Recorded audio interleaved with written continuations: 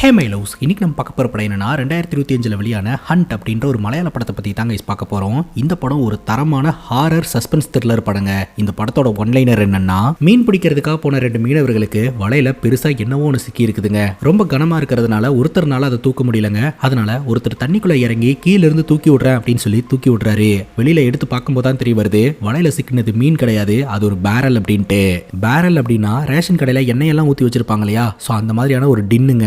டின்னை கரைக்கு கொண்டு வரும்போது தான் தெரிய வருது, அந்த டின்னுக்குள்ள யாரோ ஒருத்தங்களை வச்சு அவங்க மேல காங்கிரீட்டை ஊத்தி தண்ணிக்குள்ள போட்டிருக்காங்க அப்படின்ட்டு. கொலை செய்யப்பட்டது யாரு, கொன்னது யாரு அப்படின்னு போலீஸ் ஒரு புறம் இன்வெஸ்டிகேஷன் நடத்திக்கிட்டு இருக்க, ஃபாரன்சிக் டிபார்ட்மெண்ட்டை சார்ந்த நம்ம ஹீரோயின் பாத்தீங்கன்னா இந்த வழக்குல க்ளூஸை கலெக்ட் பண்றதுக்காக வராங்க. எப்போ இந்த வழக்குக்குள்ள வந்தாங்களோ அப்ப இருந்து ஹீரோனை சுத்தி அமானுஷமான ஆக்டிவிட்டி எல்லாம் நடக்க ஆரம்பிக்குதுங்க. ஹீரோனை சுத்தி நடக்கக்கூடிய அமானுஷமான ஆக்டிவிட்டிக்கும் இந்த ஒரு கொலை வழக்குக்கும் சம்பந்தம் இருக்கா அப்படின்றது தான் மொத்த படமே. செம்ம இன்ட்ரெஸ்டிங்கா இருக்கும். நம்ம கொஞ்சம் கூட எதிர்பார்க்காத தரமான ட்விஸ்ட் படத்தோட கிளைமேக்ஸ்ல வச்சிருப்பாங்க. இந்த வீடியோவை ஸ்கிப் பண்ணாம பாருங்க. நீங்க பார்த்துட்டு இருக்கிறது சரண் என்டர்டைன்மெண்ட், நான் தான் சரண். வாங்க வீடியோக்குள்ள போலாம். படத்தோட ஸ்டார்டிங் சீன்ல மக்கள் வந்து போராட்டம் பண்ணிட்டு இருக்காங்க. ஸ்டீஃபன் அப்படின்ற ஒருத்தர் பாத்தீங்கன்னா போலீஸ் கஸ்டடியில இறந்து போயிட்டாருங்க. அதற்கு காரணம் போலீஸ் தான் அப்படின்னு சொல்லி ஹோம் மினிஸ்டர் உடனடியாக ரிசைன் பண்ணி ஆகணும் அப்படின்னு சொல்லிட்டு மக்கள் போராட்டம் பண்ணிட்டு இருக்காங்க. இறந்து போன நபரை போஸ்ட்மார்ட்டம் பண்றதுக்காக டாக்டர்ஸ் வந்திருக்காங்க. அந்த டாக்டர்ஸோட டீம்ல தான் பாத்தீங்கன்னா நம்ம ஹீரோனும் இருக்கிறாங்க. போஸ்ட்மார்ட்டம் முடிஞ்சதுக்கு அப்புறம் ரிப்போர்ட் வருதுங்க. அந்த இடத்துக்கு இந்த இன்ஸ்பெக்டர் வராரு. இந்த இன்ஸ்பெக்டர் டாக்டர் கிட்ட சொல்றாரு, தப்பு நடந்து போச்சு டாக்டர், 4 அடி தான் அடிச்சேன், அதுலயே அவன் இறந்து போயிட்டான், நீங்க தான் என்ன காப்பாற்றணும் அப்படின்னு சொல்ல அந்த டீம்ல இருக்கக்கூடிய நம்ம ஹீரோனுக்கு கோவம் வந்துருது. இது 4 அடி தான் அடிச்சிங்களா அப்படின்ட்டு ரிப்போர்ட் சொல்றாங்க பாருங்க. அந்த இறந்து போன நபர் சாவறதுக்கு முன்னாடி பயங்கரமா டார்ச்சர் பண்ணி இருந்திருக்கிறாருங்க. கிட்டத்தட்ட அவரோட உடம்புல 18 ப்ரூட்டல் இன்ஜுரிஸ் இருக்குது. அவருடைய மேல் ஆர்கனை கூட விட்டு வைக்கலங்க, அந்த அளவுக்கு டார்ச்சர் பண்ணி சாவடிச்சிருந்திருக்கிறாரு. ஹீரோயின் சொல்றாங்க, நீங்க ஒரு போலீஸே கிடையாது, ஒரு கிரிமினல் அப்படின்ட்டு. அங்க இருக்கக்கூடிய ஹெட் டாக்டர் கிட்ட இந்த இன்ஸ்பெக்டர் கெஞ்சுறாரு, டாக்டர் நீங்க தான் ஏதாவது ஒன்று பண்ணி ரிப்போர்ட்டை மாற்றி என்னை காப்பாற்றணும் அப்படின்னு சொல்லிட்டு. ஆனால் அந்த ஹெட் டாக்டரும் பார்த்தீங்கன்னா அதெல்லாம் முடியாது, ரிப்போர்ட்டில் என்ன வந்திருக்கோ அதை அப்படியே நான் சப்மிட் பண்ண போகிறேன் அப்படின்னு சொல்லி சப்மிட் பண்ணி அந்த ஒரு இன்ஸ்பெக்டரை வேலையிலிருந்து தூக்கிடுறாங்க. நம்ம ஹீரோனோட பேர் கீர்த்திங்க, ஃபாரன்சிக் டிபார்ட்மெண்ட்டில் ஒர்க் பண்ணிட்டு இருக்காங்க. அங்கே கட் பண்ணா இந்த ஊருடைய அரசியல்வாதியை நம்ம கிட்ட காட்டுறாங்க. இந்த அரசியல்வாதியோட பேர் சசீந்திரன். கொஞ்ச நாள்ல எலெக்ஷன் வரப்போகுது. அந்த எலெக்ஷன்ல இவர் வின் பண்ணணும் அப்படின்றதுக்காக இவர் கிட்ட இருக்கக்கூடிய டீம் கிட்ட எல்லாம் இன்ஸ்ட்ரக்ஷன்ஸ் கொடுத்துட்டு இருக்காருங்க. குறிப்பா சோஷியல் மீடியா ஹேண்டில் பண்றதுக்குன்னே ஒரு டீம் வச்சிருக்காரு. இளம் தலைமுறையினரை இவங்க பக்கம் எழுத்துக்கணும் அப்படின்றதுக்காக ரீல்ஸ், ஷார்ட்ஸ், ஃபேஸ்புக் அப்படின்னு சொல்லிட்டு அதுலலாம் இந்த அரசியல் தலைவரை பத்தின பாசிட்டிவான நியூஸை போட ஆரம்பிக்கிறாங்க. இது எப்படியோ மறுபடியும் நான் தான் ஜெயிக்கணும் அப்படின்ற மாதிரி இன்ஸ்ட்ரக்ஷன்ஸ் கொடுத்துட்டு இருக்காருங்க. இப்போ நம்ம ஹீரோன் ஒர்க் பண்ணக்கூடிய மெடிக்கல் ஹாஸ்பிட்டல காட்டுறாங்க. அங்க ஒரு மீட்டிங் ஒன்று நடந்துட்டு இருக்குதுங்க. அந்த மீட்டிங்ல இந்த ஊரோட நம்பர் 1 பாராசைக்காலஜிஸ்டான பத்மஸ்ரீ பத்மநாதன் ராமசாமி அப்படின்ற ஒருத்தரை இந்த மெடிக்கல் காலேஜுக்கு கூப்பிட போறதாகவும் 7 நாள் இங்க இருக்க போறதாகவும் அவர்கிட்ட இருந்து நம்ம பல நாலேஜஸை கத்துக்க போறோம் அப்படின்ற மாதிரி சொல்லிக்கிட்டு இருக்காங்க. எல்லாரும் கிளாப் பண்ணிக்கிட்டு இருக்காங்க. அந்த டீம்ல இருக்கக்கூடிய டாக்டர் சாஜி அப்படின்றவருக்கும் நம்ம ஹீரோனுக்கும் அதுல உடன்பாடே கிடையாதுங்க. டாக்டர் சாஜி சொல்றாரு, பாராசைக்காலஜி அப்படின்றது ஒரு சூடோ சயின்ஸ், நம்ம அறிவியல் சம்பந்தமா ஆராய்ச்சி பண்ணக்கூடிய ஆட்கள், அப்படி இருக்கும்போது அவர் இந்த இடத்துல இருக்கிறதுல எனக்கு உடன்பாடு இல்லை அப்படின்ற மாதிரி சொல்றாரு. அது மட்டும் இல்லாம இந்த மீட்டிங் கருத்து கேட்கக்கூடிய மீட்டிங் மாதிரியே இல்ல, நீங்களே முடிவு பண்ணிட்டு வந்து எங்க கிட்ட சொல்றீங்க, நாம ஒரு விஷயத்தை பார்க்குறோம், ஆய்வு செய்யறோம், சயின்டிஃபிக்கா என்ன ரிப்போர்ட்டோ அதை நம்ம வந்து கொடுக்குறோம். ஆனா பாராசைக்காலஜிஸ்ட் அப்படின்றது அப்படி கிடையாது. பேய், பூதம் இது மாதிரியான ஆராய்ச்சிகள்ல ஈடுபடுறது எனக்கு பெருசா அதுல நம்பிக்கை இல்லை. அது மட்டும் இல்லாம இந்த மீட்டிங்ல இருக்கிற பல பேருக்கும் நம்பிக்கை கிடையாது.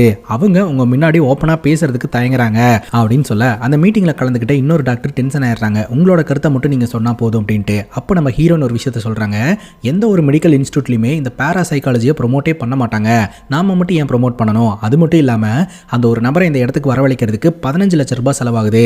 அந்த 15 லட்சம் ரூபாய் வச்சு இந்த பில்டிங்ல ஏதாவது ஒரு டெவலப்மெண்ட்டை ஏற்படுத்தலாம், யூஸ்ஃபுல்லான ஏதாவது ஒரு விஷயத்தை பண்ணலாம் அப்படின்ற மாதிரி ஹீரோன் அவங்களுடைய கருத்தை முன்வைக்கிறாங்க. உடனே அங்க இருக்கிற மேடம் சொல்லிடுறாங்க, செலவுகளை பத்தி எல்லாம் நீங்க ஒன்றும் பேச தேவையில்ல, அதை நாங்க பார்த்துப்போம் அப்படின்ட்டு. அதுக்கப்புறம் ஹீரோயின் கடுப்பாய் கிளம்பிடுறாங்க. அந்த பாராசைக்காலஜிஸ்டான பத்மஸ்ரீ பத்மநாபன் ராமசாமி அப்படின்றவர் வராருங்க. ஒரு ஆடிட்டோரியம்ல பாத்தீங்கன்னா அவருடைய ப்ரோக்ராமை கண்டக்ட் பண்றாரு. இந்த பாராசைக்காலஜி அப்படின்றது சயின்ஸ் அப்படின்னு நம்புறவங்க எல்லாம் யார் அப்படின்னு கேட்க அங்க இருக்கிற எல்லாருமே கை தூக்குறாங்க. இது ஒரு சூடோ சயின்ஸ் அப்படின்னு நம்புறவங்க யார் அப்படின்னு கேட்கும்போது ஹீரோயின் கை தூக்குறாங்க. டாக்டர் சாஜியும் கை தூக்குவார் அப்படின்னு பார்த்தா அவர் சைலண்டா அமைதியா இருக்கிறாருங்க. அதுக்கப்புறம் ஹீரோனுக்கு மட்டும்தான் இதுல நம்பிக்கை இல்லை அப்படின்றத இந்த இந்த ராமசாமி உணர்றாரு. ஒரு நிமிஷம் ஸ்டேஜுக்கு வர முடியுமா அப்படின்னு சொல்லி கூப்பிட்டு உட்கார வைக்கிறாரு. பேராசைக்காலஜி அப்படின்றது பொய் கிடையாது, உண்மைதான் அப்படின்னு ப்ரூவ் பண்ற மாதிரி எல்லோரும் முன்னிலையிலுமே நம்ம ஹீரோயின் கண்ணு முன்னாடி ஒரு சொடக்க போடுறாரு. பட்டுனு ஹீரோயின் மயங்கிடுறாங்க. இன்னொரு வாட்டி சொடக்க போடுறாரு. பட்டுனு ஹீரோயின் கண் முழிச்சிடுறாங்க. ஹீரோனுக்கு அந்த மூமெண்ட்ல என்ன நடந்தது அப்படின்னு ஞாபகமே இல்ல. இன்னொரு விஷயத்த உங்ககிட்ட காட்டுறேன் அப்படின்னு சொல்லிட்டு நம்ம ஹீரோனுடைய கண்ணுல பிளாக் கலர்ல ஒரு கிளாத்தை கட்டிடுறாங்க. சோ வெளியில என்ன இருக்கு அப்படின்னு சுத்தமா நம்ம ஹீரோனோட கண்களுக்கு தெரியாதுங்க. அந்த ஆடிட்டோரியத்தில் இருக்கக்கூடிய டிஸ்பிளேல ஒரு இமேஜ் ஒன்று ப்ளே பண்றாங்க. அந்த ஆடிட்டோரியத்தில் இருக்கிற எல்லாருமே பாத்தீங்கன்னா அந்த இமேஜை பாக்குறாங்க. ஆனா ஹீரோனுக்கு மட்டும் அந்த இமேஜ்ல என்ன இருக்கு அப்படின்றது தெரியாதுங்க. நம்ம ஹீரோன் கிட்ட நல்லா டீப் பிரீத் எடுத்து சொல்லிட்டு நீங்க என்ன பாக்குறீங்க அப்படின்றத சொல்லுங்க அப்படிங்கும்போது அந்த இமேஜ்ல என்ன இருக்கோ அதை அப்படியே ஹீரோன் சொல்றாங்க. இத்தனை பேர் பார்த்தாங்க இல்லையா, சோ அவங்க பார்த்தது ஹீரோனோட பிரெயின் கூட கனெக்ட் ஆகி இவங்கனால அது என்ன அப்படின்றத பார்க்காமயே சொல்ல முடிஞ்சிருந்திருக்குது. இப்போ ஹீரோனோட கண்களில் இருக்கக்கூடிய பிளாக் கிளாத்தை கலட்டும் போது ஹீரோன் அதை பார்த்து பயங்கர ஷாக் ஆகுறாங்க. இதெல்லாம் பொய் அப்படின்னு சொல்லி நினச்சிக்கிட்டு இருந்த ஹீரோனுக்கு இது மாபெரும் அதிர்ச்சியா இருக்கு. அங்கே கட் பண்ணா ஒரு 2 பேர் ராத்திரி நேரம் மீன் பிடிக்கிறதுக்காக போயிருந்திருக்காங்க. அவங்க வலையில பெருசா என்னமோ ஒன்று சிக்கி இருக்குதுங்க. அதை இவங்களால தூக்கவே முடியல. அதனால அந்த படகுல இருக்கிற ஒருத்தர் நான் கீழே போய் கொஞ்சம் தூக்கி விடுறேன், நீ மேலே இருந்து இழுத்துக்கோ அப்படின்னு சொல்லிட்டு ஒருத்தர் தண்ணிக்குள்ள குதிச்சு அடியில் போய் தூக்கி விடுறாருங்க. மேலே இழுக்கும் போது தான் தெரிய வருது அது ஒன்றும் மீன் கிடையாது, அது ஒரு பேரல் அப்படின்னு சொல்லிட்டு. அது என்ன பேரல்னு அவங்களுக்கு தெரியல. சரி எடுத்துட்டு போயிடலாம் அப்படின்னு சொல்லிட்டு இவங்களும் கரைக்கு எடுத்துட்டு வந்துட்டாங்க. அந்த டைம்ல விடிஞ்சிருதுங்க. பார்த்தா அந்த பேரல் ஒரு பக்கம் உடஞ்சு அதுக்குள்ள மண்டையோடு தெரியுதுங்க. அதை பார்த்து மிரண்டு போன இவங்க 2 பேருமே உடனடியாக போலீஸ்க்கு இன்ஃபார்ம் பண்ணிடுறாங்க. இப்போ இன்ஸ்பெக்டர் அந்த இடத்துக்கு வராருங்க.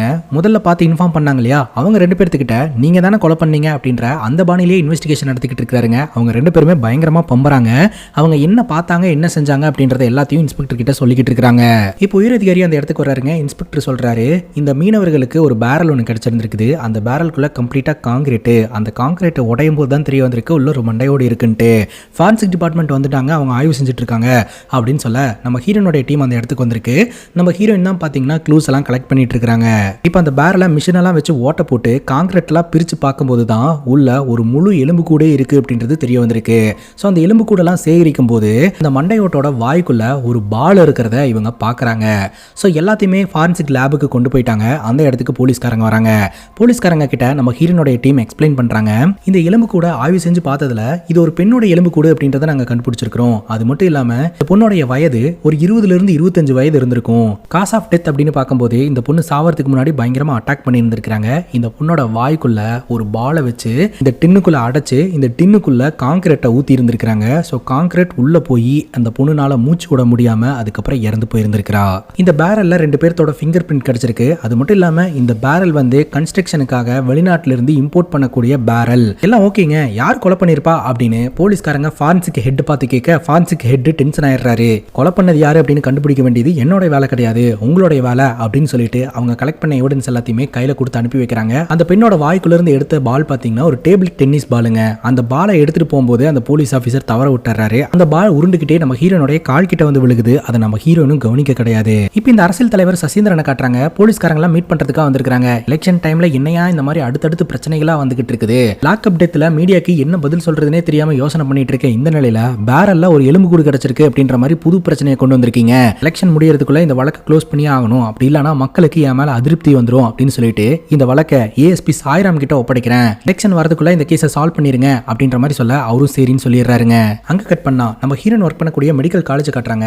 அங்க பழைய மார்ச்சுரி ஒன்று இருக்குதுங்க. அங்க நெகட்டிவ் எனர்ஜி இருக்கிறதா அங்க இருக்கிறவங்க எல்லாம் ஃபீல் பண்றதாகவும் அந்த இடத்துக்கு போறதுக்கே பயப்படுறதாகவும் அதை மீறி அந்த இடத்துக்கு போனவங்க அடுத்தடுத்து நிறைய ப்ராப்ளம்ஸை சந்திச்சதாகவும் டாக்டர் சொல்றாருங்க. இதை கேட்டு பேராசைக்காலஜிஸ்ட் நான் போய் அந்த இடத்த ஆய்வு செய்யறேன் அப்படின்ற மாதிரி சொல்றாரு.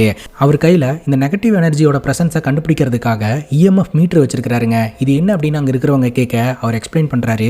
ஜென்ரலாவே நம்மளை சுத்தி ஒரு எலக்ட்ரோ மேக்னெட்டிக் ஃபீல்டு இருக்குது. கண்ணுக்கு தெரியாத பேய் பூதம் ஆன்மா நெகட்டிவ் எனர்ஜின்னு எது நம்ம கிட்ட வந்தாலும் அந்த எலக்ட்ரோ மேக்னெட்டிக் ஃபீல்டு டிஸ்டர்ப் பண்ணும். அப்படி அந்த எலக்ட்ரோ மேக்னெட்டிக் ஃபீல்டு டிஸ்டர்ப் ஆகும்போது இந்த மீட்டர்ல நமக்கு ரீடிங் காட்டும். அதை வச்சு நம்ம பக்கத்துல ஏதோ ஒன்று இருக்கு அப்படின்றத நம்மளால கண்டுபிடிக்க முடியும் அப்படின்ற மாதிரி ஒரு சொல்றாருங்க. அந்த பழைய மார்ச்சுரிக்குள்ள பேராசைக்காலஜிஸ்ட் போறேன் அப்படின்னு சொல்றாரு. ஆனா நம்ம ஹீரோயின் சொல்றாங்க நீங்க இதெல்லாம் கொண்டு போயிட்டு உண்மையிலேயே அங்க பேய் இருந்ததுன்னு நீங்க சொன்னீங்கன்னா நான் எப்படி அதை நம்புறது? பேய் இல்ல நெகட்டிவ் எனர்ஜி இல்லனாலும் நீங்க இருக்குன்னு சொன்னீங்கன்னா எங்களுக்கு எப்படி தெரியும் அப்படின்ற மாதிரி கேட்க நீ என்னமா எம்எல்ஏ சந்தேகப்பட்டுக்கிட்டு இருக்க, வேணா நீயே உள்ள போய் செக் பண்ணி பாரு அப்படின்ற மாதிரி சொல்ல நான் போறேன் அப்படின்ற மாதிரி ஹீரோயின் சொல்றாங்க. அங்க இருக்கிறவங்க எல்லாம் யோசனை பண்ணிக்கோ வேண்டாம் அப்படின்ற மாதிரிலாம் சொல்றாங்க. ஆனா ஹீரோயின் ரொம்ப ஸ்ட்ராங்கா நான் போறேன் அப்படின்னு சொல்லிட்டு அந்த இஎம்எஃப் மீட்டரையும் கையில ஒரு டார்ச்சையும் வாங்கிட்டு அந்த பழைய மார்ச்சுரிக்குள்ள என்ட்ரு ஆகுறாங்க. அப்படி அந்த பழைய மார்ச்சுரிக்குள்ள என்ட்ரு ஆகும் போதே அவங்களுக்கு நமக்கு ஒரு நெகட்டிவான வைப் ஏற்படுது. கொஞ்சம் உள்ள போன உடனே நம்ம ஹீரோனை சுத்தி அமானுஷமான சத்தமெல்லாம் கேட்க ஆரம்பிக்குது. ஹீரோனோட மைண்ட்ல ஏகப்பட்ட சிந்தனைகள் ஓடிக்கிட்டு இருக்கு.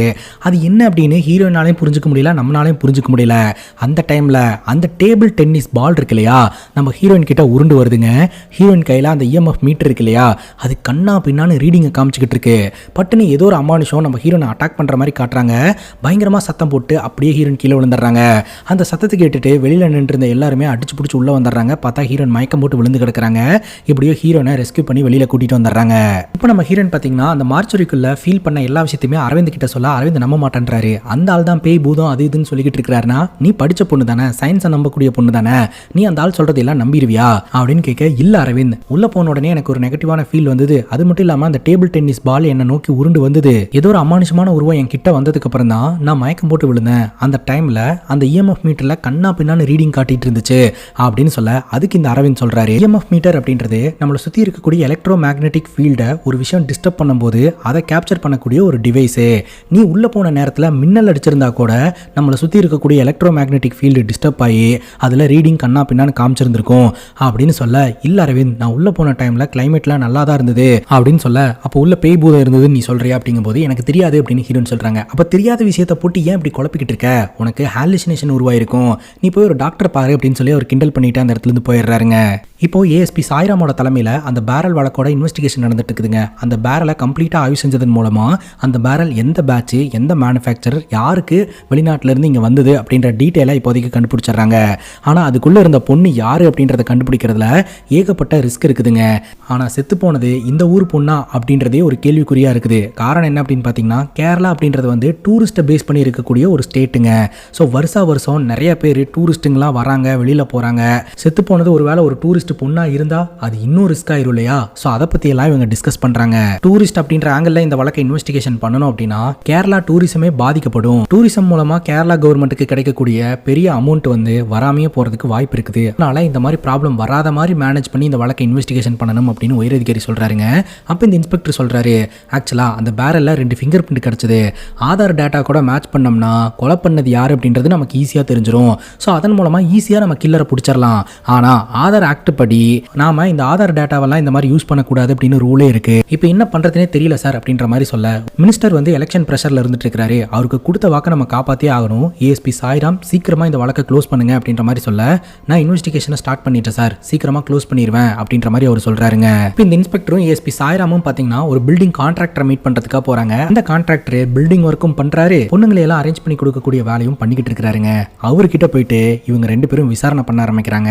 இந்த பர்டிகுலர் பேரலை நீங்க தான் இம்போர்ட் பண்ணிருக்கீங்க, இந்தியாவில் இல்லாத பொருளா இந்தியாவை விட்டுட்டு ஜப்பானில் போய் இம்போர்ட் பண்ணிட்டு வந்திருக்கீங்க அப்படின்ற மாதிரி சொல்ல, ஆக்சுவலாக அதில் இருந்த மெட்டீரியல் வந்து இந்தியாவில் கிடைக்கலங்க, அதனால தான் இம்போர்ட் பண்ணணும் அப்படின்ற மாதிரி அவரு சொல்கிறாருங்க.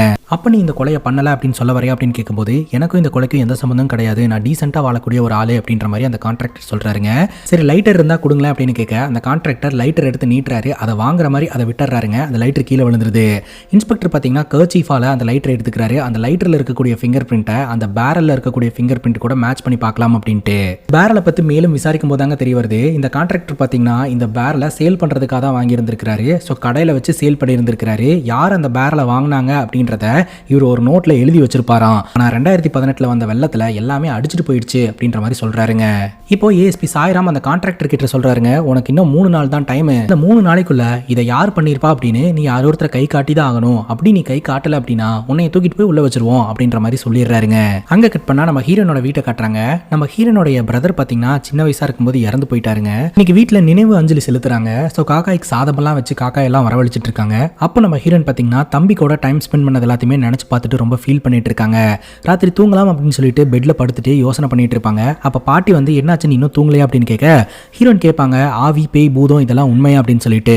பாட்டி கேட்பாங்க, நீ கடவுளை நம்புறே அப்படின்ட்டு. ஹீரோன் சொல்றாங்க, கடவுள் நம்பிக்கை இல்லை, பட் நம்மளை வந்து படைச்சவங்க இருக்காங்க அப்படின்றத நம்புற அப்படிங்கும்போது நீ அதை நம்பினா பேய் பூதம்லாம் இருக்கு அப்படின்றதையும் நம்பணும். ஒரு உசுறு உருவாகும் போது உள்ள போற அந்த ஆத்மா செத்ததுக்கு அப்புறம் வெளியில வந்துடும். வெளியில வர ஆத்மா சாந்தி அடையிறதுக்கு டைம் எடுத்துக்கும். அதற்கான சமயம் வர வரைக்கும் இங்கேயே தான் ஸ்டக் ஆயிருக்கும். அந்த ஆத்மாக்கு ஏதாவது ஆசைகள் இருந்தது அப்படின்னா அந்த ஆத்மாவோடைய ஆசைகள் நிறைவேற வரைக்கும் அது இங்கேயே தான் இருக்கும் அப்படின்ற மாதிரிலாம் பாட்டி ஹீரோயின் கிட்ட சொல்றாங்க. இது எல்லாத்தையும் யோசனை பண்ணிட்டு தூங்குறாங்க. அதுக்கப்புறம் அடுத்த நாள் கிளம்பி அவங்களோட ஒர்க்குக்கு போறாங்க. நம்ம ஹீரோயின் பாத்தீங்கன்னா ஹாஸ்டல்ல தங்கி தான் ஒர்க் பண்ணிட்டு இருக்காங்க. அந்த வகையில அவங்க தங்கக்கூடிய கேம்பஸ்குள்ள என்ட்ரான உடனே ஹீரோனை ஹீரோனை யாரோ ஒருத்தங்க துரத்துற மாதிரி இருக்குதுங்க. அடிச்சு பிடிச்சி ரொம்ப வேகமாக ஹாஸ்டல் ரூம்குள்ள வந்து பட்டுன்னு லாக் பண்ணிடுறாங்க. நம்ம ஹீரோனோட ஃப்ரெண்டு கேட்குறாங்க, உனக்கு என்னாச்சு, எதனால் இப்படி வந்து கதவை தட்டின, இப்படி பயப்படுற அப்படின்ற மாதிரி கேட்க, என்னை யாரோ ஒருத்தங்க ஃபாலோ பண்ணுறாங்க அப்படின்ற மாதிரி சொல்லிட்டு வெளியில் பார்த்தா யாருமே காணோம். உனக்கு என்ன பைத்தியம் பிடிச்சிருக்கா அப்படின்ற மாதிரி ஃப்ரெண்டு திட்டிடுறாங்க. என்னை சுற்றி ஏதோ ஒரு அமானுஷமான ஆக்டிவிட்டி நடக்கிறதா நம்ம ஹீரோன் ஃபீல் பண்ண ஆரம்பிக்கிறாங்க. அப்போ தான் நம்ம ஹீரோன் அவங்களோட டேபிளில் அந்த பேராசைக்காலஜிஸ்டோடைய லீஃப்லெட்டாக கவனிக்கிறாங்க. சரி, அவர் ஒரு 7 நாள் இங்கே இருக்கிறதா சொல்லியிருந்தாங்க இல்லையா, அவர்கிட்ட போயிட்டு நமக்கு நடக்கக்கூடிய விஷயத்துக்கு பின்னாடி இருக்கக்கூடிய மர்மம் என்னன்றதை தெரிஞ்சுக்கலாம் அப்படின்ட்டு அவரை மீட் பண்ணுறதுக்காக போகிறாங்க. என்னை சுற்றி தொடர்ந்து அமானுஷமான ஆக்டிவிட்டி எல்லாம் நடந்துட்டு இருக்கு, இதுக்கு பின்னாடி இருக்கக்கூடிய மர்மம் என்னன்னு தெரியல, எனக்கு உதவி செய்ய முடியுமா அப்படின்னு கேட்க அந்த பேராசைக்கார்டிஸ்ட் சொல்றாருங்க, ஸோ நீங்க திங்க் பண்ற மாதிரி இது பேயா இருக்கலாம், இல்லாமையும் போகலாம். பேயினால எல்லாத்தையும் கேட்க முடியும், ஒரு ஆத்மா நினைச்சா எல்லாரு கூடயும் கம்யூனிகேட்லாம் பண்ணிட முடியாது, அவங்களோட சிமிலர் மைண்ட் செட்ல இருக்கிறவங்க கூட மட்டும் தான் கம்யூனிகேட் பண்ண முடியும். நீங்க சொல்ற மாதிரி உங்களை ஏதோ ஒரு ஆத்மா ஃபாலோ பண்ணுது அப்படின்னு ஃபீல் பண்ணீங்கன்னா அது உங்ககிட்ட ஏதோ ஒரு விஷயத்தை கம்யூனிகேட் பண்றதுக்கு முயற்சி பண்ணுது. சப்போஸ் அந்த ஆத்மா ஒரு கோபமான ஆத்மாவாவோ இல்ல உங்களை பழித்தீக்கணும்னு நினைக்கக்கூடிய ஆத்மாவாவோ இருந்திருந்தா கண்டிப்பா உங்களை இந்நேரத்துக்கு அட்டாக் பண்ணி இருந்திருக்கும். ஆனா இது வரைக்கும் அது உங்களை அட்டாக் பண்ணவே இல்லை அப்படின்னா அது ஏதோ ஒரு விஷயத்த உங்ககிட்ட சொல்லணும்னு நினைக்குது. நெக்ஸ்ட் டைம் பயப்படாம நீங்க அதை கிட்ட கம்யூனிகேட் பண்ணுங்க, உங்க கையில இந்த EMF மீட்டரை வச்சுக்கோங்க அப்படின்ற மாதிரி சொல்லி அனுப்பி வைக்கிறாருங்க. இப்போ நம்ம ஹீரோன் ரூம்குள்ள உட்காந்து லேப்டாப் பார்த்துக்கிட்டு இருப்பாங்க. ஹீரோனுடைய ரூம்மேட் வாஷ்ரூம் மிஸ் பண்ணிட்டு வரேன் அப்படின்னு சொல்லிட்டு வாஷ்ரூம்குள்ள போவாங்க. அப்போ ஹீரோனை சுற்றி அமானுஷமான ஆக்டிவிட்டி எல்லாம் நடக்குங்க. அப்போ அந்த EMF மீட்டர் எடுத்து பார்ப்பாங்க, அதில் பயங்கரமா ரீடிங் வருங்க. அந்த டேபிள் டென்னிஸ் பாலும் பார்த்தீங்கன்னா அந்த இடத்துல உருண்டுகிட்டு இருக்கும். பட்டுன்னு டோர் ஓப்பன் ஆகும், நம்ம ஹீரோன் அப்படியே வெளியில வருவாங்க. ஒரு மின்மினி பூச்சி ஒன்று நம்ம ஹீரோனை எங்கேயோ கூட்டிட்டு போற மாதிரி காட்டுவாங்க. பார்த்தா ஒரு டேக் அப்படியே பறந்து வந்து ஹீரோயின் கால் கிட்ட விழுகுங்க. அது என்ன டேக் அப்படின்றத பார்ப்பாங்க, அதில் நம்பர்ஸ் எல்லாம் இருக்கும், அதை நோட் பண்ணி வச்சுப்பாங்க. அதுக்கப்புறம் அந்த மின்மினி பூச்சியை தொடர்ந்து ஃபாலோ பண்ணும்போது அது அந்த மெடிக்கல் காலேஜில் இருக்கக்கூடிய ஒரு ஷோகேஸ் கிட்ட கூட்டிட்டு போகும். அங்கே ஒரு கப் இருக்குங்க, அந்த கப்பில் சில பல டேட்டாஸ் எல்லாம் எழுதியிருக்கும். அந்த கப்பு யார் வின் பண்ணது அப்படின்ற மாதிரியான டேட்டாஸ் இருக்குங்க. பட்டுன்னு பார்த்தா நம்ம ஹீரோன் ரூம்குள்ள தான் நின்றுட்டு இருப்பாங்க. பவர் வந்துடும். ஹீரோனோட ஃப்ரெண்டு என்னாச்சு உனக்கு அப்படின்ற மாதிரி கேட்கும்போது இப்போ பவர் கட் ஆச்சல அப்படிங்கும்போது பவர் கட் ஆச்சா, அதெல்லாம் ஒன்றும் இல்லை, உனக்கு என்ன பைத்தியம் பிடிச்சிருக்கா அப்படின்ற மாதிரி ஹீரோனோட ஃப்ரெண்டு திட்டுவாங்க. ஹீரோனுக்கு நடந்த விஷயம் அது ஹீரோனுக்கு மட்டும்தாங்க ஞாபகத்தில் இருக்குது. அதே சமயம் அவங்க பார்த்த அந்த டேக், அந்த கப்பில் இருந்த டேட்டா எல்லாமே ஹீரோனுக்கு தெளிவாக ஞாபகத்தில் இருக்குதுங்க. அடுத்த நாள் காலையில் அந்த காலேஜில் அந்த டேபிள் டென்னிஸ் போட்டியில் வின் பண்ணவங்களுடைய டேட்டாஸ் எல்லாம் செக் பண்ணுறதுக்காக போகிறாங்க. அப்படி செக் பண்ணி பார்க்கும்போது அந்த கப்பை வந்து சாரா அப்படின்ற ஒரு பொண்ணு வின் பண்ணியிருக்கிறா அப்படின்றது தெரிய வருது. அது மட்டும் இல்லாமல் ஹீரோனுடைய கண்களுக்கு அந்த ஒரு டேக் ஒன்று தெரிஞ்சது இல்லையா, அந்த டேக்ல ஒரு நம்பர் போட்டிருக்குங்க. அந்த நம்பர் வந்து ஃபாரன்சிக் லேப்ல பயன்படுத்தக்கூடிய நம்பர் அப்படின்றது தெரிய வருது. அந்த நம்பரை கம்ப்யூட்டரில் போட்டு செக் பண்ணி பார்க்கும்போது தாங்க தெரிய வருது, அந்த பேரல்ல இவங்களுக்கு ஒரு எலும்பு கூடு கிடைச்சது இல்லையா, அந்த எலும்பு கூடோட வழக்குக்குன்னு ஒரு நம்பர் வச்சிருக்காங்க. அந்த நம்பர் தான் நேற்று ராத்திரி அந்த டேக்ல பார்த்துருந்துருக்காங்க. ஸோ சாரா அப்படின்ற பொண்ணு தான் இறந்து போயிருக்கிறா அப்படின்றத இதன் மூலமா நம்ம ஹீரோயின் கண்டுபிடிக்கிறாங்க. அதாவது ஹீரோயின் கிட்ட கம்யூனிகேட் பண்ணிட்டு இருக்கிறது இறந்து போன சாரா அப்படின்றது இதுல இருந்து தெரியுது. இந்த விஷயத்த நம்ம ஹீரோயின் அரவிந்த் கிட்ட ஷேர் பண்றாங்க. அப்பதான் அரவிந்த் ஒரு ட்விஸ்ட் வைக்கிறாருங்க. ஆக்சுவலா இறந்து போன சாரா அப்படின்ற அந்த பொண்ணு இதே காலேஜில் சீனியரா படிச்சுட்டு இருக்கும்போது அரவிந்த் இந்த காலேஜுக்கு ஜூனியரா ஜாயின் பண்ணி இருந்திருக்காருங்க.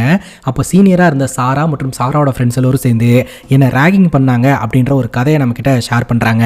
மற்ற காலேஜ்ல எல்லாம் பாத்தீங்கன்னா பாட்டு பாடு, டான்ஸ் ஆடு இந்த மாதிரி தானே ராகிங் பண்ணுவாங்க. ஆனா இந்த காலேஜ்ல பயம்புறுத்தி விளையாடுவாங்களாம். அந்த வகையில அரவிந்த இந்த சாராவோட ஃப்ரெண்ட்ஸ் எல்லாம் பாத்தீங்கன்னா ஜீப்ல ஏத்திட்டு அந்த காலேஜ்ல இருக்கக்கூடிய ஒரு பழைய மார்ச்சுரிக்கு கூட்டிட்டு போயிருந்திருக்காருங்க.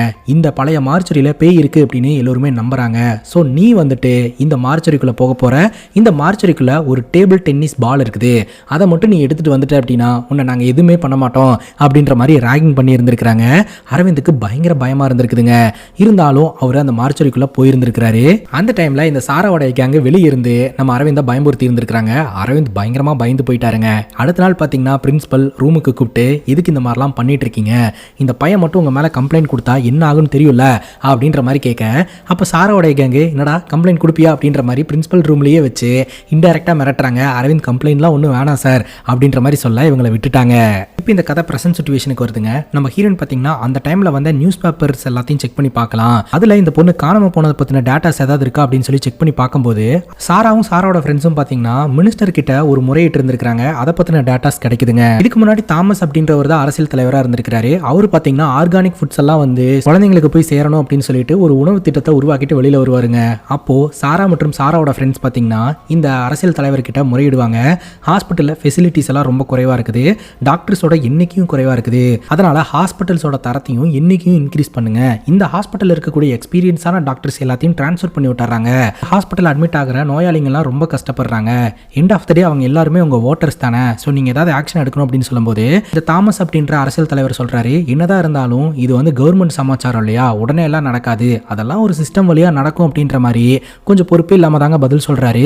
அதை கேட்டு இவங்க போராட்டத்தில் இறங்கிடுறாங்க. அவரும் கார் ஏறி அந்த இடத்துல இருந்து கிளம்பிடுறாருங்க. அந்த போராட்டத்தில் கலந்துக்கிட்ட நம்ம சாராவோடைய பெஸ்ட் ஃப்ரெண்டான ஷான் அப்படின்ற நபரை பார்த்தீங்கன்னா அந்த நியூஸ் பேப்பர் வந்து ஹைலைட் பண்ணி ஹீரோயின் கிட்ட காட்டுது. அதாவது அந்த ஆத்மா தான் ஹீரோயின் கிட்ட காட்டுது யார் அந்த ஷான் அப்படின்றத நம்ம ஹீரோயின் யோசனை பண்ண ஆரம்பிக்கிறாங்க. ஸோ இந்த ஒரு சூழ்நிலையில ஹாஸ்பிட்டல் இருக்கக்கூடிய டிவியில் பிரேக்கிங் நியூஸ் வந்துட்டு இருக்குதுங்க. ஆக்சுவலாக கொஞ்ச நாளைக்கு முன்னாடி பேரல்ல எலும்பு கூடு கிடைச்சது இல்லையா, அந்த எலும்பு கூடு சாரா அப்படின்ற ஒரு பொண்ணுடையது. ஸோ அந்த பொண்ணை யாரோ ஒருத்தவங்க கொலை பண்ணியிருக்காங்க. யார் கொலை பண்ணாங்க அப்படின்றத போலீஸ்காரங்க இன்வெஸ்டிகேஷன் பண்ணிட்டு இருக்காங்க அப்படின்ற மாதிரியான நியூஸ் வருதுங்க. இந்த நியூஸை பார்த்தீங்கன்னா ஷான் அப்படின்றவரு அந்த இடத்துக்கு வந்து பார்த்துட்டு ரொம்ப ஃபீல் பண்ணிட்டு அந்த இடத்துல இருந்து கிளம்புறாரு. இதை நம்ம ஹீரோயின் கவனிக்கிறாங்க. அப்போ ஒரு ஃபிளாஷ்பேக்கை காட்டுறாங்க. படத்தோட ஸ்டார்டிங் சீனில் சாஜி அப்படின்ற ஒரு டாக்டர் பார்த்தலையா, அதாங்க இந்த பேராசைக்காலஜிஸ்ட் ஒருத்தர் வராரு அப்படின்னு சொன்ன உடனே அவர் உடன்பாடு இல்லைன்னு சொன்னாரு. அந்த டாக்டரும் பார்த்தீங்கன்னா சாரா உயிரோடு இருக்கும்போது ஒர்க் பண்ண வருதாங்க. ஆக்சுவலாக அவர் சாராவை லவ் பண்ணி இருந்திருக்காரு. போய் ப்ரப்போஸ் பண்ணும்போது சாரா பட்டுன்னு சொல்லிட்டாங்க, நான் ஆல்ரெடி கமிட்டட் அப்படின்னு சொல்லிட்டு. இந்த விஷயம் ஷானுக்கு தெரிய வருது. இந்த மாதிரி அவன் வந்து ப்ரப்போஸ் பண்ணும்போது நீ ஆல்ரெடி கமிட்டட்னு சொன்னையா அப்படின்னு கேட்க, ஆமா அப்படின்ற மாதிரி சொல்ல, பொய் தானே சொன்னேன் அப்படின்ற மாதிரி கேட்க, இல்லை நான் உண்மையை தான் சொன்னேன் அப்படின்ற மாதிரி சாரா சொல்லிட்டு போயிடுவாங்க. பேசிக்காக ஷான் பார்த்தீங்கன்னா சாராவை லவ் பண்ணிக்கிட்டு இருக்கிறாருங்க. சாராவும் இந்த சாஜியும் ஒன்னா ஒரு டைம் உட்காந்து பேசிக்கிட்டு இருக்கும்போது இந்த சாஜியோட முகத்தில் என்னமோ பட்டுருச்சு அப்படின்னு சொல்லிட்டு சாரா வந்து அதை க்ளீன் பண்ணி விடுவாங்க. அங்கே நின்று அதை ஒரு பொண்ணு பார்த்து ரொம்பவே பொறாமப்படுவாங்க. அந்த பொண்ணு பார்த்தீங்கன்னா சாஜி ஒன் சைடாக லவ் பண்ணிக்கிட்டு இருக்குதுங்க. அதுக்கப்புறம் இவங்க கேங் ஒன்னா சேர்ந்து ராகிங் பண்ணுறதுக்கெல்லாம் கூட்டு போவாங்க இல்லையா, அப்போ கூட பார்த்தீங்கன்னா இந்த ஷான் வந்து சாரா கிட்ட ப்ரப்போஸ் பண்ணியிருந்திருக்கிறாரு. ஆனால் அப்பவும் சாரா நான் ஆல்ரெடி கமிட்டட் அப்படின்ற மாதிரி சொல்லிட்டாங்க. பட் அது யார் என்னன்றதை சொல்லவே இல்லை. சரி ஓகே இவளுக்கு நம்ம மேலே விருப்பம் இல்லை போல அப்படின்னு சொல்லிட்டு ஒரு சோலோ ட்ரிப் ஒன்று போயிட்டு வரலாம் அப்படின்னு சொல்லிட்டு ஷான் வந்து கிளம்புவார். அந்த டைமில் சாரா பார்த்தீங்கன்னா சீக்கிரம் போயிட்டு வா, நான் உனக்காக காத்துக்கிட்டு இருப்பேன் அப்படின்ற மாதிரி சொல்லி அவங்களோட காதலை வெளிப்படுத்திடுவாங்க. அப்போ தான் தெரிய வருது சாரா பார்த்தீங்கன்னா ஷானை தான் லவ் பண்ணிக்கிட்டு இருந்திருக்காங்க அப்படின்ட்டு. இந்த சந்தோஷத்தோடயே நான் என்னோட ட்ரிப்பை முடிச்சுட்டு வந்துடுறேன் அப்படின்னு சொல்லிட்டு இவர் ட்ரிப்புக்காக கிளம்புவாருங்க. ட்ரிப்புக்கு போயிட்டு ரிட்டர்ன் வரும்போது தான் தெரிய வருது சாரா மர்மமான முறையில் காணாமல் போயிட்டா அப்படின்ட்டு. படத்தோட ஸ்டார்டிங் சீனில் கஸ்டடியல் டெத்தில் சஸ்பெண்ட் ஆன ஒரு இன்ஸ்பெக்டர் பார்த்தலையா, அந்த இன்ஸ்பெக்டர் தான் பார்த்தீங்கன்னா சாராவோட ஃப்ரெண்ட்ஸ் எல்லாம் கூப்பிட்டு வச்சு அடின்னு அடிச்சு விசாரணை பண்ணி இருந்திருக்காங்க சாரா எங்கே அப்படின்னு சொல்லிட்டு. பட் யாருக்குமே சாரா எங்கே போனால் என்ன ஆனான்னு தெரியலங்க. இவ்வளோ நாளுக்கு அப்புறம் பார்த்தீங்கன்னா அந்த பேரலுக்குள்ள இருந்த டெட் பாடி சாராவோடது அப்படின்றது தெரிய வருதுங்க. சாராக்கு உண்மையிலேயே என்ன நடந்தது அப்படின்றது இன்னுமே மர்மமாக தான் இருக்கு. இப்போ இந்த ஷானோடைய பிரதர் மூலமா நம்ம ஹீரோனை பற்றின டீட்டெயில் ஷானுக்கு தெரிய வருதுங்க. அதாவது இந்த கப்பில் இருந்த ஃபிங்கர் பிரிண்ட்டும் அந்த வாய்க்குள்ள இருந்து எடுக்கப்பட்ட அந்த பால்ல இருந்த ஃபிங்கர் பிரிண்ட்டும் ஒன்று தான். இறந்து போனது சாரா அப்படின்றத நம்ம ஹீரோயின் தான் கண்டுபிடிச்சாங்க அப்படின்னு சொல்லிட்டு. அதுக்கப்புறம் ஹீரோனை சுற்றி இந்த அமானுஷமான ஆக்டிவிட்டி எல்லாம் நடக்கிறத பற்றி எல்லாம் வந்து பிரதர் மூலமாக ஷான் தெரிஞ்சுக்கிட்டு வந்துட்டு அதை பற்றி பேசுறாரு.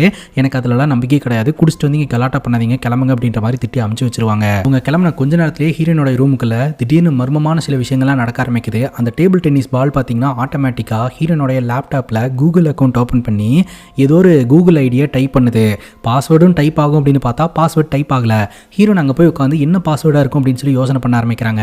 அப்போ தான் தெரிய வருது சாராக்கு பிடிச்ச விஷயம் இந்த டேபிள் டென்னிஸ். ஸோ அந்த பாலோடைய பேரையே வந்து டைப் பண்ணி பார்க்கலாம் அப்படின்னு சொல்லிட்டு அதை டைப் பண்ணால் அந்த அக்கௌண்ட் லாகின் ஆயிருதுங்க.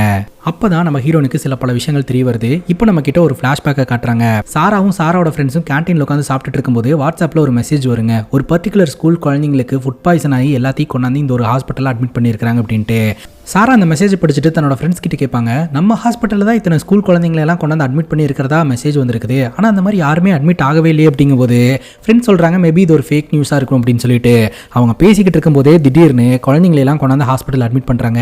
அப்போவே சாராக்கு சந்தேகம் வந்திருக்கு, குழந்தைங்களை அட்மிட் பண்ணுறதுக்கு முன்னாடி இந்த ஹாஸ்பிட்டல் அட்மிட் பண்ணியிருக்காங்க அப்படின்ற மாதிரி மெசேஜ்லாம் ஸ்ப்ரெட் ஆகுனா ஏதோ ஒன்று தப்பாக இருக்குது அப்படின்ட்டு. அதுக்கப்புறம் அந்த ஹெல்த் மினிஸ்டர் பார்க்குறாரு. மீடியாக்காரங்க சரமாரியாக கேள்வி கேட்குறாங்க. மீடியாக்காரங்களை எல்லாம் அந்த தாமஸ் அப்படின்ற ஹெல்த் மினிஸ்டர் சமாளிச்சுட்டு அந்த இடத்துல இருந்து கிளம்புறாருங்க.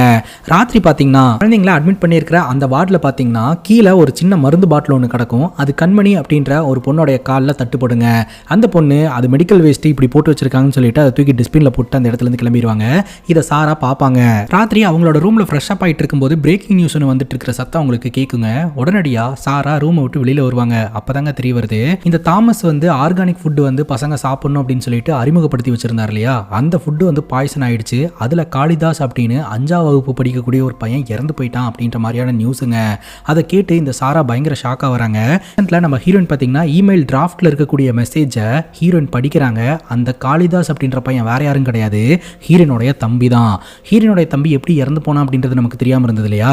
ஸோ ஃபுட் பாய்சன் அப்படின்னு சொல்லி ஹாஸ்பிட்டலில் கொண்டாந்து அட்மிட் பண்ணி இருந்திருக்காங்க. ஸோ அப்படி தான் தம்பி இறந்து போயிருந்திருக்கிறான். ஹீரோயின் அதை நினச்சி பயங்கரமாக அழுதுகிட்டு இருக்கிறாங்க. தன்னோட தம்பி நினப்பாவே இருந்துகிட்டு இருக்கு. தக்காளி அங்கே தாங்க இன்னொரு ட்விஸ்ட்டை வைக்கிறாங்க. ஃப்ளாஷ்பேக்கில் அந்த குழந்தைங்க அட்மிட் ஆயிருந்த அந்த வார்டில் வந்து ஏதோ ஒரு மருந்து பாட்டில் காலில் தட்டுப்பட்டுச்சு அப்படின்னு சொல்லிட்டு தூக்கி டஸ்ட்பினில் போட்டு போயிருந்திருப்பாங்க இல்லையா? அதையே இந்த சாரா போய் தேட ஆரம்பிக்கிறாங்க. அப்படி தேடி பார்க்கும்போது தாங்க தெரிய வருது, அந்த மருந்து வந்து ஒரு உயிரை கொல்லக்கூடிய மருந்து. அதாவது அந்த மருந்து ஒருத்தவங்களோட உடம்புக்குள்ள போயிடுச்சு அப்படின்னா அவங்க இறந்து போயிருவாங்க. ஆனால் ரிப்போர்ட்ல அவங்க ஹார்ட் அட்டாக்ல இறந்து போயிருக்காங்க அப்படின்ற மாதிரி வந்துருங்க. அதை தான் அந்த காளிதாஸ் அப்படின்ற பையனுக்கு பயன்படுத்தி இருந்திருக்காங்க. ஃபுட் பாய்சன்னால அந்த பையன் இறந்து போல அப்படின்ற விஷயத்த இந்த சாரா கண்டுபிடிக்கிறாங்க.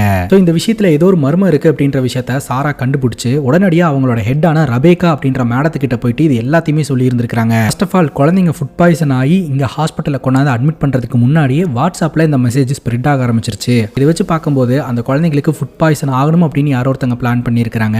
இந்த ஹாஸ்பிட்டலில் தான் கொண்டாந்து அட்மிட் செய்யப்படணும்னு யாரோ ஒருத்தங்க பிளான் பண்ணியிருக்காங்க. இந்த ஹாஸ்பிட்டலில் வச்சு ஒரு உயிரை எடுக்கணும்னு யாரோ ஒருத்தங்க பிளான் பண்ணியிருக்காங்க. ஸோ அதற்கான எவிடன்ஸ் எல்லாம் என்கிட்ட இருக்குது அப்படின்னு சொல்லிட்டு டீட்டெயில்டான விஷயத்த ரபேக்கா கிட்ட சொல்லி அதை மெயிலாகவும் டைப் பண்ணி இருந்திருக்காங்க. ஆனால் இந்த ரபேக்கா என்ன சொல்லிட்டாங்க அப்படின்னா, போலீஸ் கிட்டலாம் நீ போக வேண்டாம், யாருக்கிட்டையும் இந்த விஷயத்த ஷேரும் பண்ண வேண்டாம், முதல்ல நம்ம ஹாஸ்பிட்டலோட ஹெட் கிட்டே இந்த விஷயத்த சொல்லுவோம், அதுக்கப்புறம் பார்க்கலாம் அப்படின்ற மாதிரி சொல்ல சரின்னு கேட்டு சாரா எல்லா எவிடன்ஸுமே பார்த்தீங்கன்னா மெயிலில் டிராஃப்ட்ஸில் வச்சிருந்துருக்காங்க, யாருக்கும் அனுப்பாம. இந்த மெயிலை நம்ம ஹீரோயின் படித்து தெரிஞ்சுக்கிறாங்க. அதே சமயம் ஷான் அப்படின்ற இந்த சாராவோட பாய் ஃப்ரெண்டை கண்டுபிடிச்சி எல்லா விஷயத்தையுமே எக்ஸ்பிளைன் பண்ணுறாங்க. போஸ்ட்மார்ட்டம் ரிப்போர்ட்டில் இந்த ட்ரக்கோட பிரசன்ஸ் அந்த பாடியில் தெரிஞ்சிருக்குமே அப்படிங்கும்போது ஒரு நார்மலான போஸ்ட்மார்ட்டத்தில் இந்த மாதிரி ட்ரக் இருக்கிறத கண்டுபிடிக்க முடியாது. அதாவது ஒரு டவுட் வந்து டீப்பாக இறங்கி இன்வெஸ்டிகேஷன் பண்ணால் மட்டும்தான் இதோட பிரசன்ஸை கண்டுபிடிக்க முடியும் அப்படின்ற மாதிரி ஹீரோயின் சொல்கிறாங்க. அந்த பையனோட போஸ்ட்மார்ட்டம் ரிப்போர்ட் எடுத்து செக் பண்ணி பார்க்கும்போது அந்த போஸ்ட்மார்ட்டம் ரிப்போர்ட்டையே சேஞ்ச் பண்ணியிருக்கிறாங்க அப்படின்றத அந்த சாராவோட பாய் ஃப்ரெண்டான ஷான் கண்டுபிடிக்கிறாரு. இப்போ இதுக்கு பின்னாடி யார் இருக்கிறா, யார் இந்த சாராவை கொலை பண்ணது அப்படின்றத டீட்டெயில்டாக இவங்க இறங்கி இன்வெஸ்டிகேஷன் பண்ண ஆரம்பிக்கிறாங்க. இன்னொரு பக்கம் ஏஎஸ்பி சாய்ராமும் இன்ஸ்பெக்டரும் இன்வெஸ்டிகேஷன் பண்ணிட்டு இருந்தாங்க இல்லையா? இந்த இன்ஸ்பெக்டர் பார்த்தீங்கன்னா இது வரைக்கும் 180 கான்ட்ராக்டர்ஸோடைய டீட்டெயில்ஸை எடுத்துருக்கிறதாகவும், அதே சமயம் சாரா அப்படின்ற அந்த பொண்ணோடைய மிஸ்ஸிங் ஃபைலை எடுத்து அதுலேருந்து நம்ம இன்வெஸ்டிகேஷன் பண்ணோம்னா ஏதாவது கிடைக்கும் அப்படின்னு சொல்லிட்டு அந்த டைமில் இன்ஸ்பெக்டராக இருந்த அந்த சஸ்பெண்டான போலீஸ் ஆஃபீஸரை மீட் பண்ணுறதுக்காக போகிறாங்க. அப்போ தான் தெரிய வருது அந்த சாரா அப்படின்ற அந்த பொண்ணோட மிஸ்ஸிங் ஃபைல் காணாமல் போயிடுச்சு அப்படின்ட்டு. இங்கே கட் பண்ணால் நம்ம சாராவோட பாய் ஃப்ரெண்ட் என்ன பண்ணுறாரு அப்படின்னா, ரபேக்கா அப்படின்ற மேடத்துக்கிட்ட போயிட்டு இவ எல்லா உண்மையும் சொல்லியிருந்திருக்கிறா இல்லையா? அதுக்கப்புறம் தான் அவன் மர்மமான முறையில் காணாமல் போயிருக்கா. அப்போ சாரா காணாமல் போன விஷயத்தில் இந்த ரபேக்காக்கு தொடர்பு இருக்கா அப்படின்றத செக் பண்ணி பார்க்கலாம்னு சாராவோட மெயிலிருந்து ரபேக்காக்கு மெயில் அனுப்பும்போது அவங்க ஒரு மாதிரி ரியாக்ட் பண்ணுறாங்க. ஸோ ஏதோ ஒரு தொடர்பு இருக்குது அப்படின்றத ஷான் கண்டுபிடிச்சிடுறாருங்க. அப்போ இந்த ரபேக்கா பார்த்தீங்கன்னா யாருக்கிட்டையோ கால் பண்ணி வர சொல்கிறாங்க, அவங்க வீட்டுக்கும் கிளம்புறாங்க. ஸோ இதை ஃபாலோ பண்ணிகிட்டே நம்ம ஹீரோயினும் நம்ம சாராவோட பாய் ஃப்ரெண்டும் அந்த இடத்துக்கு போகிறாங்க. அந்த டைமில் இந்த ரபேக்கா மேடத்தோட வீட்டுக்குள்ளே அமானுஷமான ஆக்டிவிட்டிலாம் நடக்க ஆரம்பிக்குது. குறிப்பாக அந்த டேபிள் டென்னிஸ் பால் பார்த்தீங்கன்னா உருண்டு வருதுங்க. அங்கே இருக்கக்கூடிய கண்ணாடி கிளாஸ் உடஞ்சி ரொம்ப கொடூரமான முறையில் இந்த ரபேக்கா கழுத்திருக்கப்பட்டு கொலை செய்யப்பட்டு இறந்து போகிறாங்க. இந்த இடத்துக்கு டாக்டர் குஞ்சரியா அப்படின்ற ஒரு நபர் வந்து பார்த்துட்டு அந்த இடத்துல இருந்து கிளம்பி போறாருங்க. இந்த தகவல் நம்ம ஹீரோனுக்கு தெரிய வந்து ஹீரோயின் தன்னோட டீமோட போயிட்டு அங்கே இன்வெஸ்டிகேஷன் நடத்துறாங்க. ஸோ ஃபாரன்சிக் க்ளூஸ் எல்லாம் கலெக்ட் பண்ணுறாங்க. ஸோ ரிப்போர்ட் படி அவங்க சூசைட் பண்ணிக்கிட்டாங்க அப்படின்ற மாதிரி தான் வந்திருக்குது. பட் அது சூசைட் இல்லை அப்படின்னு பார்க்குற எல்லோருக்குமே தெரியுதுங்க. அங்கே உடஞ்சு கிடந்த கண்ணாடி துண்டுகளை எல்லாம் பார்க்கும்போது நம்ம ஹீரோனுடைய கண்களுக்கு மட்டும் அங்கே சாராவோடைய உருவம் தெரியுது. சாரா தான் ஆன்மாவாக வந்து இதை பண்ணியிருக்காங்க அப்படின்னு ஹீரோயினால் மட்டும் புரிஞ்சுக்க முடியுதுங்க. சிசிடிவி கேமரா மூலமாக குஞ்சரியன் அப்படின்ற ஒருத்தர் இந்த வீட்டுக்கு வந்துட்டு போயிருக்கிறாரு அப்படின்றத போலீஸ்காரங்க கண்டுபிடிக்கிறாங்க. அவரை கூட்டிட்டு போய் இன்வெஸ்டிகேஷன் பண்ணா எனக்கு என்னோட லாயர் வேணும், எனக்கு என்னோட ரைட்ஸை தெரியும், அவர் மூலமா தான் நான் பேசுவேன் அப்படின்ற மாதிரி அவர் சொல்லிடுறாருங்க. அவர் போலீஸோட கஸ்டடியிலிருந்து வெளியில வந்த உடனே டாக்டர் குஞ்சரியனை பார்த்தீங்கன்னா நம்ம ஹீரோனோட டீம் கட்டத்துறாங்க. ஒரு இடத்துல கூட்டிட்டு போய் வச்சு அடின்னு அடிச்சு விசாரணை பண்றாங்க. அப்படி விசாரணை பண்ணும்போது டாக்டர் குஞ்சரியன் உண்மையை சொல்லிடுறாருங்க. அந்த ஃபுட் பாய்சனால அட்மிட் ஆன குழந்தைங்களுக்கெல்லாம் டாக்டர் குஞ்சரியன் தான் பார்த்தீங்கன்னா ட்ரீட்மெண்ட்லாம் கொடுத்துருந்துருக்காருங்க. அப்போ ரபேக்கா மேடம் வந்து குஞ்சரியனை மீட் பண்ணணும் அப்படின்னு சொல்லி உள்ள வர சொல்லியிருந்திருக்காங்க. அப்படி உள்ள வரும்போது தாங்க தெரிய வருது அந்த இடத்துக்கு அக்பர் அப்படின்ற ஒரு அரசியல் தலைவரை ப்ரொமோட் பண்ணக்கூடிய ஒரு ஆள் வந்திருக்கிறாரு. அவரு பார்த்தீங்கன்னா இங்கே ஃபுட் பாய்சன் ஆகியிருக்கிற குழந்தைங்கள ஒரே ஒருத்தன் மட்டும் சாவணும் அப்படின்ற மாதிரி சொல்லி இவர்கிட்ட சொல்கிறாருங்க. ஆனால் இவர் ஒத்துக்க மாட்டேன் அப்படின்ற மாதிரி சொல்லிட்டாருங்க. உடனே அளவுக்கு அதிகமாக பணத்தை கொடுத்து இதை நீ பண்ணி தான் ஆகணும் அப்படின்ற மாதிரி அக்பர் அப்படின்ற அந்த நபரும் ரபேக்கா மேடமும் மிரட்டி இருந்திருக்கிறாங்க. அதனால் பார்த்தீங்கன்னா இவர் நான் பண்ணுறேன் அப்படின்ற மாதிரி சொல்லிட்டு அந்த பர்டிகுலர் மருந்தை ஒரு பையனுடைய அந்த ட்ரிப்ஸில் ஓவர் டோஸாக கொடுத்து அந்த பையனை சாவடிச்சிட்டாங்க. அந்த பையன் வேற யாரும் கிடையாது, நம்ம ஹீரோனுடைய தம்பி. யார் இந்த அக்பர் அப்படின்னு பார்த்தீங்கன்னா இந்த சசீந்திரன்ற அரசியல் தலைவரை நம்ம பார்த்தோம் இல்லையா, அந்த அரசியல் தலைவரை வந்து ப்ரொமோட் பண்ற ஒரு ஆளுங்க. தாமஸ் அப்படின்ற அந்த ஹெல்த் மினிஸ்டரோட பேரை கெடுத்து அவர் அரசியல்ல இருந்து வெளியில துரத்தி விட்டுட்டு இவரை பெரிய ஆள் ஆக்கணும் அப்படின்றதுக்காக தான் இந்த மாதிரியான ஒரு சூழ்ச்சியை பண்ணி இருந்திருக்காருங்க. அதுக்கப்புறம் சாரா அந்த மருந்து பாட்டில பார்த்து ரபேக்கா கிட்டேயே போய் கம்ப்ளைண்ட் பண்ணி இருந்திருக்காங்க. ரபேக்கா நீ போலீஸ் கிட்ட போக கூடாது, நான் சொல்றேன் அப்படின்னு சொல்லி இருக்க வச்சுட்டு இந்த அக்பர் கிட்டையும் குஞ்சரியன் அப்படின்ற இந்த டாக்டர் கிட்டையும் விஷயத்த சொல்ல இந்த குஞ்சரியன் பார்த்தீங்கன்னா பயங்கர ஷாக் ஆயிட்டாரு. நான் அப்பவே இதெல்லாம் பண்ண மாட்டேன்னு சொன்னேன், கடைசியில் நீங்க நீ பண்ண வச்சு பெரிய பிரச்சனையில் மாட்டி விட்டுட்டீங்க அப்படின்ற மாதிரி சொல்ல, இப்போ என்ன சாராக்கு உண்மை தெரிஞ்சு போச்சு, சாரா உசுரோடு இருந்தா தானே உன்னை போட்டு கொடுப்பா, சாராவோட கதையை முடிச்சிடலாம் அப்படின்ற மாதிரி அக்பர் சொல்லி இருந்திருக்கிறாருங்க. அதுக்கப்புறம் சாரா ஸ்கூட்டியில் போகும்போது அந்த வண்டியை ஆக்சிடென்ட் பண்ணி சாராவை கீழே தள்ளி விட்டு இருந்திருக்காங்க. சாரா கீழே விழுந்து அடிபட்ட உடனே சாராவை அந்த இடத்துல இருந்து கடத்தி தூக்கிட்டு போயிருந்திருக்காங்க. இதை கேட்ட உடனே ஷானுக்கு பயங்கர கோவம் வந்துருதுங்க. இந்த குஞ்சரியன் அப்படின்ற டாக்டர் போட்டு அடி அடி நடிக்கிறாரு, ஏன்டா இந்த மாதிரி பண்ண, ஏன்டா இந்த மாதிரி பண்ண அப்படின்ட்டு. ஷான் போட்டு அடி அடி நடிக்கும் போது நம்ம ஹீரோயின் தடுக்கிறாங்க வேண்டாம் அப்படின்னு சொல்லிட்டு. நீ எப்படி வேண்டான்னு சொல்ற, உன்னோட தம்பியை இவன் கொலை பண்ணியிருக்கான், என்னோட கேர்ள் ஃப்ரெண்டை இவன் கொலை பண்ணியிருக்கான், இவனை எப்படி சும்மா ஓடுறது அப்படின்னு சொல்லி இவங்க ரெண்டு பேரும் பேசிக்கிட்டு இருக்கும் போதே அந்த கேப்பை பயன்படுத்தி அவன் தப்பிச்சு ஓடிடுறான். அவன் காட்டுக்குள்ள ஓடும்போது பார்த்தீங்கன்னா ஹீரோனோட இமேஜினேஷன்ல அவனுக்கு என்ன நடக்க போகுது அப்படின்றது ஹீரோனுக்கு தெரியுதுங்க. அவன் தப்பிச்சு ஓடும்போது அந்த வழியா வந்த ட்ரெயின்ல மோதி அப்படியே இறந்து போயிடுறான். இப்போ நம்ம ஹீரோன் அந்த பேராசைக்காலஜிஸ்ட் கிட்ட போயிட்டு எனக்கு விஷன்ல தெரியுது அடுத்து என்ன நடக்க போகுது அப்படின்னு சொல்லிட்டு, அதுக்கப்புறம் அது அப்படியே நடக்குது. இந்த சாரான்ற பொண்ணு என்ன பயன்படுத்தி அவளோட ரிவெஞ்சை எடுத்துக்கிட்டு இருக்கிற மாதிரி எனக்கு ஃபீல் ஆகுது, இதை எப்படியா தடுத்து நிப்பாட்டணும் அப்படின்ற மாதிரி சொல்றாங்க. இங்க பாரு கீர்த்தி, சாரா அவளுக்கு நடந்த அநீதிக்கு பழி வாங்கணும் அப்படின்னு நினைக்கிறா, அவளை பொறுத்த வரைக்கும் சட்டப்படி தண்டனை வாங்க முடியாது, அதனால அவ உன்னை பயன்படுத்தி ரிவெஞ்சை எடுத்துக்கிட்டு இருக்கிறா அப்படின்ற மாதிரி இந்த பேராசைக்காலஜிஸ்ட் சொல்லிடுறாருங்க. இறந்து போன ரபேக்காவோட வழக்கில் இன்வெஸ்டிகேஷன் நடத்தும் போது கடைசியா பாத்தீங்கன்னா ரபேக்காவுக்கு ஒரு இமெயில் வந்திருக்கு. அது சாராவோட அக்கௌண்ட்ல இருந்து வந்திருக்கு. சாராவோட அக்கௌண்ட்டை யார் ஆக்சஸ் பண்ணா, எந்த கம்ப்யூட்டர்ல இருந்து ஆக்சஸ் பண்ணா அப்படின்றத ட்ராக் பண்ணி பார்க்கும்போது ஷான் தான் ஆக்சஸ் பண்ணியிருக்கிறாரு அப்படின்றது அந்த கம்ப்யூட்டர் ஆக்சஸ் பண்ணும்போது அங்க இருந்த சிசிடிவி கேமரால ரெக்கார்ட் ஆயிருந்திருக்குதுங்க. அதை வச்சு இந்த ஏஎஸ்பி சாய்ராம் பாத்தீங்கன்னா சாராவோட பாய் ஃப்ரெண்டான ஷானுக்கு இந்த கொலையில தொடர்பு இருக்கு அப்படின்ற மாதிரி சந்தேகப்படுறாருங்க. இன்னொரு பக்கம் ஃபாரன்சிக் லேப்ல உட்காந்து சாரா எப்படியெல்லாம் இறந்து போனா அப்படின்றத பத்தின டிஸ்கஷன் போயிட்டு இருக்குதுங்க. அதை கேட்கும்போது ஷானுக்கு ரொம்ப கஷ்டமா இருக்குது. அதனால கண்டிப்பா அவ பழி வாங்கி ஆவா அப்படின்ற மாதிரி சொல்ல நம்ம ஹீரோயின் கோவப்படுறாங்க. அதுக்கு எதுக்கு அவ என்ன யூஸ் பண்ணிக்கணும், என்ன யூஸ் பண்ணி கொலை பண்றதுல எனக்கு உடன்பாடே கிடையாது அப்படின்ற மாதிரி பேசிக்கிட்டு இருக்காங்க. எண்ட் ஆஃப் த டே அக்பர் அப்படின்ற ஒரு நபருடைய பேரை குஞ்சரியன் அப்படின்ற ஒரு சொன்னார் இல்லையா, ஸோ அதை எல்லாத்தையுமே வீடியோ எடுத்து வச்சிருந்திருப்பாங்க. ஸோ அந்த வீடியோ பார்த்தீங்கன்னா பப்ளிஷ் பண்ணி விட்டுறாங்க. பொலிட்டீஷியன் சசீந்திரனுக்காக அக்பர் அப்படின்ற ஒரு வேலை பார்க்குறாரு, ஒரு சின்ன பையனை கொலை பண்ணி இருக்கிறாரு அப்படின்ற எல்லா டீட்டெயிலுமே நியூஸ்ல வெளியிட்டுறாங்க. இதை பத்தி இந்த சசீந்திரன் கிட்ட மீடியா ஆட்கள்லாம் கேட்கும்போது எனக்கு அதுக்கு தொடர்பே இல்லை, சும்மா ஃபேக் நியூஸ் அப்படின்ற மாதிரி சமாளிச்சுக்கிட்டு இருக்கிறாருங்க. இன்னொரு பக்கம் இந்த அக்பருக்கு மெசேஜ் ஒன்று போதுங்க, அவர் இறந்துட்ட மாதிரியான ஒரு போஸ்டர். அதை பார்த்து இந்த அக்பர் பயங்கர ஷாக் ஆயிடுறாரு. இதுக்கு மேலே இந்த ஊரில் இருக்கிறது சேஃப் இல்லை, நம்ம இந்த ஊரை விட்டு எஸ் ஆயிடலாம்னு சொல்லிட்டு அக்பர் முயற்சி பண்ணும்போது நம்ம ஹீரோனுடைய டீம் பார்த்தீங்கன்னா இந்த அக்பரை கிட்னாப் பண்ணுறாங்க. அந்த பழைய மார்ச்சரிக்கு தூக்கிட்டு போயிடுறாங்க. அந்த மார்ச்சரியில் கட்டி போட்டு அக்பருக்கு ஒரு இன்ஜெக்ஷன் போட்டு கொள்றதுக்கு முயற்சி எடுத்துக்கிட்டு இருக்கிறாருங்க. போலீஸ்காரங்க ஒரு பக்கம் அக்பரோட மொபைலை ட்ரேஸ் பண்ணிட்டு ஒரு இடத்துக்கு வந்து பார்த்தா அக்பரோட மொபைல் மட்டும்தான் ஒரு இடத்துல கிடக்கும், அக்பர் அந்த இடத்துல இருக்க மாட்டாரு. இன்னொரு பக்கம் அந்த அக்பரோட வாய்க்குள்ள இதே மாதிரி டேபிள் டென்னிஸ் பாலை போட்டு சாராவை எப்படி இந்த அக்பர் கொலை பண்ணானோ அதே மாதிரி இந்த அக்பரையே கொலை பண்ணலாம் அப்படின்னு சொல்லிட்டு அதுக்கான ஏற்பாடு பண்ணிக்கிட்டு இருப்பாங்க. அப்ப அந்த இடத்துல வச்சு நம்ம ஹீரோனை யாரோ ஒருத்தங்க அட்டாக் பண்றாங்க. யாருன்னு பார்த்தா அந்த இடத்துக்கு ஏஎஸ்பி சாய்ராம் வந்திருப்பாங்க. அங்கதாங்க இன்னொரு ட்விஸ்ட் வைக்கிறாங்க. ASP Sairam, Akbar, doctor Kunjarian, Rebecca இவங்க எல்லாரும் ஒன்னா சேர்ந்து தான் கைஸ் இந்த ஒரு விஷயத்த சசீந்திரனுக்காக பண்ணி இருந்திருக்காங்க. சசீந்திரன் ஆட்சிக்கு வரணும் அப்படின்றதுக்காக. இந்த பேரல்ல டெட் பாடி கிடைச்சது அப்படின்னு உடனே இந்த சசீந்திரன் ஏஎஸ்பி சாய்ராம் கிட்ட இந்த வழக்கை ஒப்படைச்சதற்கான காரணமே அவருடைய பேர் எங்கேயும் டேமேஜ் ஆகாம இந்த வழக்கை க்ளோஸ் பண்ணணும் அப்படின்றதுக்காக தான். ஆனா இந்த சாராவுடைய ஆத்மா பாத்தீங்கன்னா அந்த பால்ல இருந்து ஹீரோயின் கூட கனெக்ட் ஆகி ஹீரோயின் மூலமா எல்லா உண்மையுமே இந்த உலகத்துக்கு தெரிய வைக்கிற மாதிரி பண்ணிருச்சுங்க. அன்னைக்கு ஆக்சிடென்ட் ஆகி ரோட்ல விழுந்த சாராவை பாத்தீங்கன்னா இந்த அக்பரும் ஏஎஸ்பி சாய்ராமும் சேர்ந்து தான் தூக்கிட்டு வந்து அந்த பேரல்ல போட்டு வாய்க்குள்ள அந்த டேபிள் டென்னிஸ் பாலை வச்சு காங்கிரீட்டை ஊற்றி அதை வந்து செட் பண்ணி தூக்கி தண்ணியில் போட்டுட்டு வந்திருந்துருக்காங்க.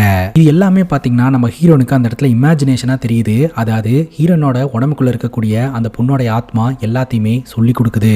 இப்போ அங்கே இருக்கக்கூடிய சாராவோட பாய் ஃப்ரெண்டுக்கும் இந்த ஏஎஸ்பி சாய்ராமுக்கும் பயங்கரமாக சண்டை நடந்துட்டு இருக்குதுங்க. அப்படி சண்டை நடந்துகிட்டு இருக்கும்போதே ஹீரோயினோட உடம்புக்குள்ள இருக்கக்கூடிய இந்த சாராவோட ஆத்மா தனியாக வெளியில் வந்து நின்று இந்த ஏஎஸ்பி சாய்ராமா பயங்கரமாக அட்டாக் பண்ணுது. அங்கே இருக்கக்கூடிய பில்டிங்கை இடிச்சு விட்டு அந்த பில்டிங் அப்படியே ஏஎஸ்பி சாய்ராம் மேலே விழுந்து ஏஎஸ்பி சாய்ராம் சாவறாருங்க. ஏஎஸ்பி சாய்ராம் கூட சேர்ந்து ஒரு இன்ஸ்பெக்டர் இன்வெஸ்டிகேஷன் பண்ணிட்டு இருந்தார் இல்லையா, அவருக்கும் தெரிஞ்சு போச்சுங்க அக்பர் கூட ஏஎஸ்பி சாய்ராம் கான்டாக்ட்ல இருந்திருக்காரு. ஸோ இவங்கெல்லாம் சேர்ந்து தான் அந்த கிரைமை பண்ணி இருந்திருக்காங்க அப்படின்ட்டு. அந்த ஓல்டு மார்ச்சரிக்குள்ள ஏஎஸ்பி சாய்ராமை போட்டு தள்ளினது நம்ம ஹீரோயினும் இந்த சாராவோட பாய் ஃப்ரெண்டுன்னு தெரிஞ்சும் அவர் அமைதியாக தான் இருக்கிறாரு, எதுவுமே சொல்லவே இல்லைங்க. அதுக்கப்புறம் சாராவோட பாய் ஃப்ரெண்டு நான் ஊருக்கே போகிறேன் அப்படின்ற மாதிரி சொல்லிட்டு அந்த இடத்துலேருந்து கிளம்பி போகிறாரு. நம்ம ஹீரோனும் பார்த்தீங்கன்னா வழக்கம் போல் அவங்களோட வேலையை பார்க்கலான்னு போகும்போது திடீர்னு ஹீரோயினை என்னவோ ஒன்று ஸ்டாப் பண்ணுது. என்னடான்னு பார்த்தா அந்த அக்பர் இன்னும் கிடையாதுங்க. அக்பரை ஜெயிலில் அடைச்சி வச்சிருக்காங்க. அதே சமயம் அந்த அரசியல் தலைவர் சசீந்திரன் இன்னும் ஆட்சியில் தாங்க இருந்துட்டு இருக்கிறாரு. இவங்க ரெண்டு பேர்த்தையும் அடுத்த பார்ட்ல ஹண்ட் பண்ண போறாங்க சாராவோட ஆன்மா அப்படின்னு சொல்லி இந்த படத்தை கம்ப்ளீட் பண்றாங்க. இத்தோட இந்த படம் முடியுதுங்க. இந்த படத்தை பத்தி நீங்க என்ன நினைக்கிறீங்க அப்படின்னு உங்களோட கருத்தை கமெண்ட் செக்ஷன்ல பதிவு பண்ணுங்க. அண்ட் இதே மாதிரி வேற எதனா படத்தை பத்தி பேசணும் அப்படின்னாலும் படத்தோட பேரை கமெண்ட் செக்ஷன்ல சொல்லுங்க. இதே மாதிரி வேற ஒரு நல்ல வீடியோல வந்து சந்திக்கிறேன். லவ்.